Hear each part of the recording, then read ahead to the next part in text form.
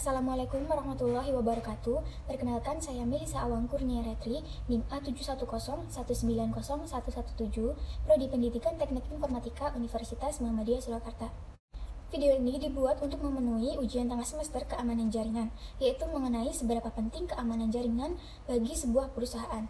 Langsung saja, jadi semakin berkembangnya zaman, berbagai jenis serangan cyber saat ini membuat perusahaan sangat perlu untuk memenuhi kebutuhan keamanan jaringan.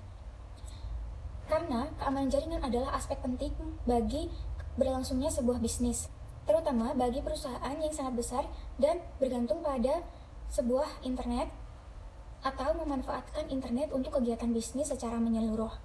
Sistem keamanan jaringan yang efisien sangat dibutuhkan untuk melindungi data serta mengurangi resiko menjadi korban serangan cyber. Seperti yang kita ketahui, pada sebuah perusahaan memiliki data-data yang sangat penting, baik dari data karyawan, data klien, dan juga data-data perusahaan yang sifatnya rahasia. Tidak peduli seberapa besar perusahaan kita, mau kecil atau besar, kita harus memiliki keamanan jaringan. Banyak perusahaan yang belum memiliki keamanan jaringan, dan juga banyak juga perusahaan yang memiliki keamanan jaringan setelah mengalami kejahatan cyber. Langsung saja pada konsep keamanan jaringan. Jadi, sebuah keamanan jaringan atau network security terdiri dari kebijakan dan praktik untuk mencegah dan memantau akses yang tidak sah, penyalahgunaan maupun penolakan yang terjadi di jaringan komputer.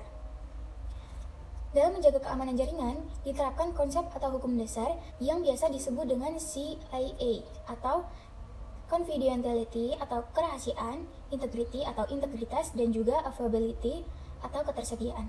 Jadi CIA ini yang pertama adalah confidentiality atau kerahasiaan, yaitu digunakan untuk melindungi data dan juga informasi organisasi dari penyikapan orang yang tidak berhak. Contohnya adalah data wajib pajak yang tertutup untuk umum.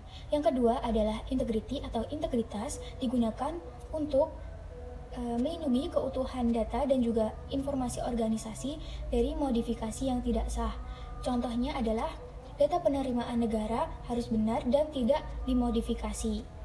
Yang ketiga adalah availability atau ketersediaan, digunakan untuk melindungi ketersediaan data dan juga informasi organisasi sehingga data tersedia saat dibutuhkan. Contohnya adalah data penerimaan negara tersedia saat dibutuhkan. Lanjut pada pembahasan yang kedua adalah teknologi keamanan jaringan. Ada beberapa teknologi atau cara perusahaan untuk melindungi data dan juga melindungi keamanan jaringannya, yaitu yang pertama ada mengenkripsi data pada akses nirkabel. Dari penelitian dan survei banyak membuktikan bahwa akses nirkabel tidak memiliki pengaman. Oleh karena itu, banyak orang yang memanfaatkan celah ini untuk melakukan sebuah kejahatan. Yang kedua adalah ganti alamat SSID. SSID atau nama dari sebuah jaringan menunjukkan kepemilikan bisnis sekaligus lokasi jaringan itu berada. Contohnya adalah PT Sinar Bulan. Nama SSID ini memang dapat memudahkan penggunanya dalam penggunaan fasilitas WiFi, namun sangat berbahaya karena dapat dilacak oleh orang yang tidak bertanggung jawab. Yang ketiga, dengan mematikan fitur antarmuka router. Dengan ini, maka akan mencegah akses dari luar terjadi. Karena ketika ada akses masuk ke router, penyusup akan dengan mudah memeriksa file log pada router, sehingga sebaiknya dimatikan jika tidak terlalu perlu. Yang keempat, menggunakan antivirus. Selain menggunakan antivirus, kita juga harus memastikan bahwa antivirus kita selalu terupdate, karena tidak menutup kemungkinan banyak virus dan juga malware yang masuk ke dalam jaringan kita melalui koneksi internet. Yang kelima adalah melakukan backup. Perusahaan pasti memiliki data-data penting yang harus disimpan di tempat yang aman. Namun perlu juga kita lakukan pencadangan data di tempat penyimpanan khusus seperti cloud supaya lebih aman. Jadi itu tadi teknologi keamanan jaringan yang bisa dilakukan. Kemudian materi selanjutnya adalah risiko keamanan berdasarkan klasifikasi keamanan sistem. Yang pertama adalah keamanan fisik atau physical security. Suatu keamanan yang meliputi seluruh sistem beserta peralatan, periferal, dan juga media yang digunakan. Biasanya, seseorang penyerang akan melakukan wiretapping atau proses pengawasan dan penyadapan untuk memperoleh password agar bisa memiliki hak akses.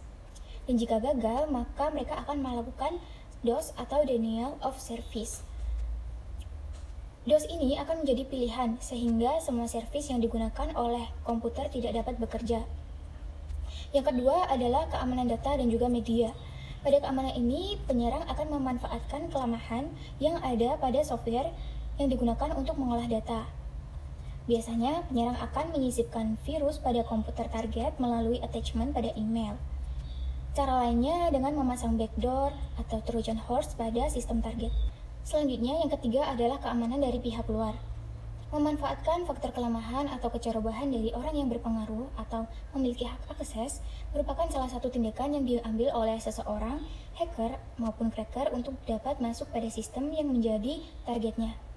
Hal ini disebut dengan social engineering. Social engineering ini adalah tingkatan tertinggi dalam hacking maupun cracking. Yang terakhir adalah keamanan dalam operasi.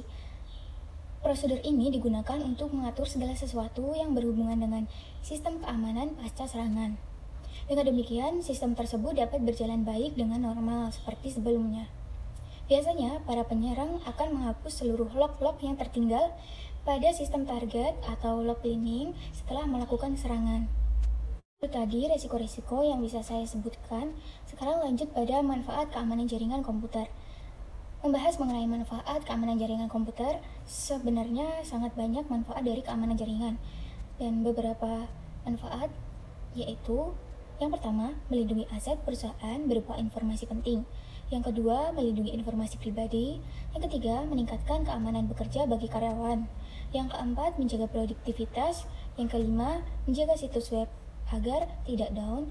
Dan yang keenam, menjaga spyware dan juga adware. Perlu diingat, tidak hanya sebuah perusahaan yang harus memiliki keamanan jaringan, namun data pribadi kita juga harus dilindungi oleh keamanan jaringan. Oke, itu tadi hal-hal yang bisa saya sampaikan. Bila banyak salah, mohon dimaafkan. Semoga bermanfaat. Terima kasih. Wassalamualaikum warahmatullahi wabarakatuh.